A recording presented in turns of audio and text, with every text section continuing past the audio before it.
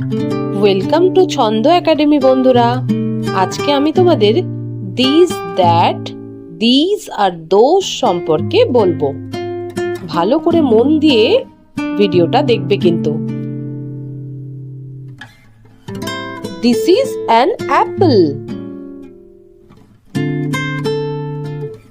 That is an apple. This are fishes. Those are fishes. কি বুঝলে বলো দেখি? কাছের জিনিস একটা হলে দিস, দূরের জিনিস একটা হলে দ্যাট।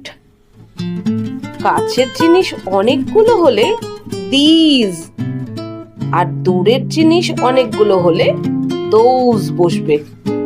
তাহলে এসো অ্যাক্টিভিটিটা করা যাক। তোমরা তোমাদের অ্যাক্টিভিটির উত্তরগুলো কমেন্ট বক্সে লিখে জানাতে পারো। আর এরকম ভিডিও আরো চাইলে কমেন্টে লিখতে ভুলো না কিন্তু। Thank you.